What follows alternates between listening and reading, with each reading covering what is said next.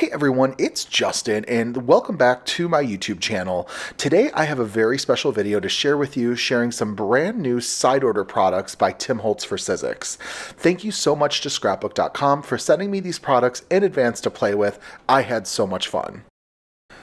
These little sets contain miniature dies and miniature embossing folders that are just perfect for the mini die cutting machines you have in your stash.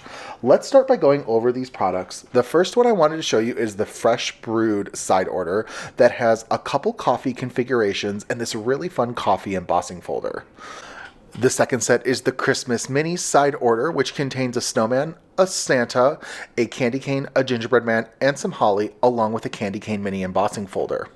For the final set and the one I'll be using for this card, it's called the Celebrate side order with some party essentials for your very own birthday card.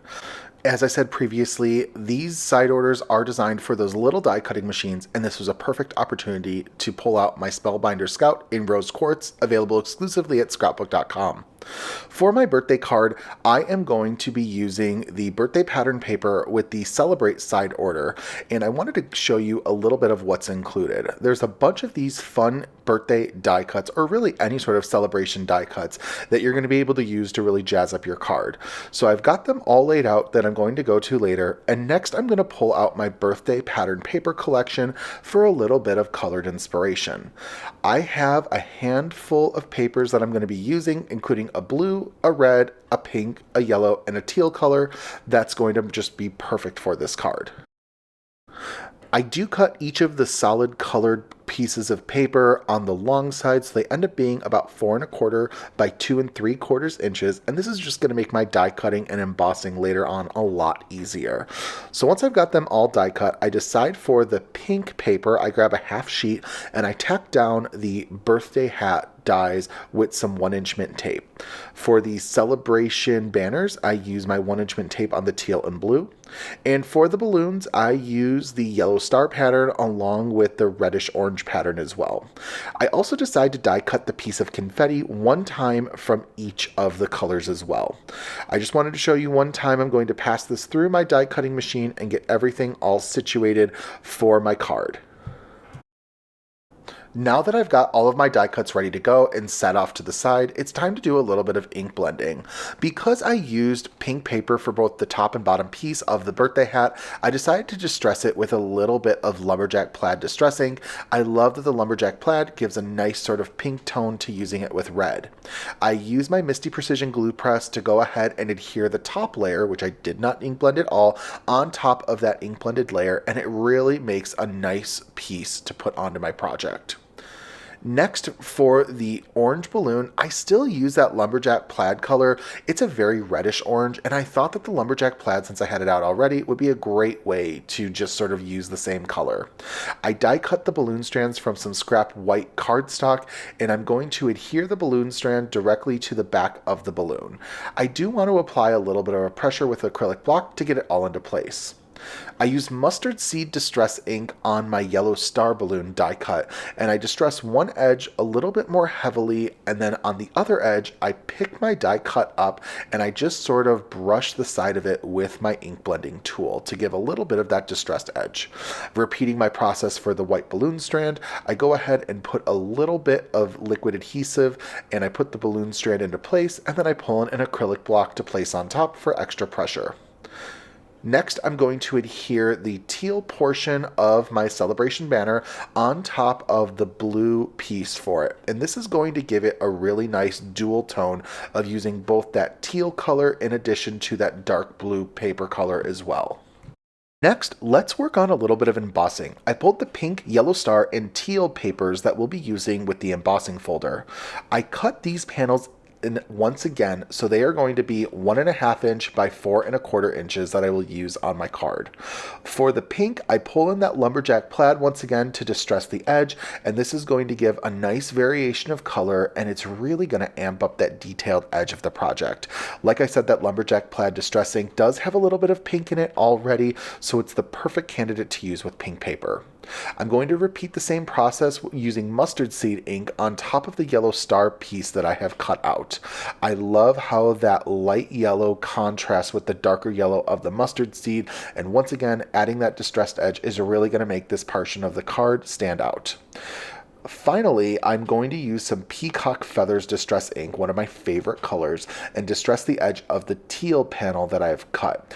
I just love how this color looks. It works so perfectly on this color of paper, and I'm so excited to see what it's going to look like once we process it through that mini embossing folder. So I've placed the embossing folder just in front. It's a little upside down, and what we're going to do first is I'm going to spritz the back of my panel very lightly with a distress sprayer just to get a little bit of water. This is going to make it really easy to absorb those shapes that you're going to pressurize it with through the embossing folder. I place it in the embossing folder so that the edge lies flush with the hinged portion of the folder, and then I will process it through my Scout die cutting machine. Now, I did play around a little bit with combinations of this sandwich, and I used the A plate with the B plate, then the embossing folder on top, and finished it with the D plate. So this worked very nicely, and it got me a nice crisp impression. And here you will see all three of those panels nice and embossed with that fun sort of celebration embossing pattern. Now, I did commit one of those oopsie daisy moments where I decided to put adhesive onto my panels off camera. So I do apologize for that. The yellow and pink strips are going to be adhered off camera, but I'm starting to adhere them to my main sort of birthday burst pattern from the birthday pattern paper. And I'm going to put the yellow and the pink patterns right next to each other so that they sort of are framed by the outside of the pattern paper. I'm just using my Misty Precision glue press with some liquid adhesive to get them nicely into place. Now, once I have those all firmly into place, here you'll see me actually on camera use the teal strip and adhere that on top of these two patterns. And I just thought this would be a fun way to adhere all of these colors and all of these textures together.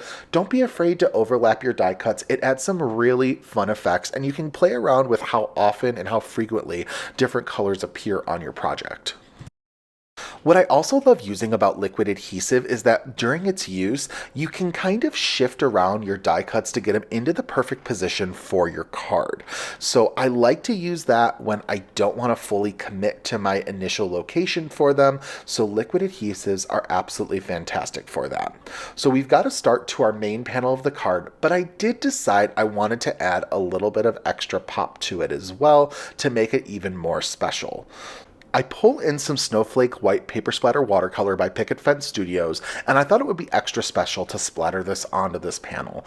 I'm going to wet it down just a little bit with some water, pick it up with a clean watercolor brush, and then splatter it on top of the panel. This adds such a special magical shimmer to your project. It's one of those finishing touches that really amps your project up to the next level. I can't rave about a product like this enough, and just look how you see how that shimmer catches the light. Oh, I love it. It's going to be the perfect addition to this project. Let's work with getting our sentiment ready now, and I'm going to pull in the Party Animal stamp set, which is a fantastic almost 6x8 size stamp set, and I'm going to utilize this Happy Bee Day sentiment, which is going to be the easiest sentiment you'll probably ever color up. So I've got it all laid out on a piece of Neenah Classic Crest Solar White cardstock in 110 pounds in my Rose Quartz Misty. I'm going to use my Magic Anti-Static brush by Pink and Main just to make sure that there's no sort of static that'll remain when I'm putting down my sentiment, and then I will use some VersaFine Clair Nocturne ink on my sentiment to get a nice crisp impression. This is one of my favorite sentiment inks, and we're going to do it with one of my favorite techniques, which is using it with an embossing powder. I'm using some Detail Clear embossing powder by Pink and Main, and this is going to help lock that sentiment into place and give it such a special shine. So I've sped up with my camera, me doing the heat embossing with my heat gun, and you can begin to see each of those letters start to transform, meaning that it's nice and set. Now, for the very first time ever on my YouTube channel, I am using Spectrum Noir Tri-Blend markers to color up the sentiment. Using the green turquoise blend, I am coloring the bottom two layers of the H in Happy and the A in B-Day. Next, using the dark red blend, I'm coloring up the P in Happy and a B in B-Day as well. For the citrus blend, I am coloring up the Y in Happy and the D in B-Day. Next, after the yellow for the citrus, we're going to use the bright pink blend, and I am going to color up the Y in B-Day and the A in Happy. And getting those all situated, I'm only coloring in the bottom two layers so it's white on top. And then finally, I'm going to pull in the true blue blend and color in the P in Happy and then both of the layers for that.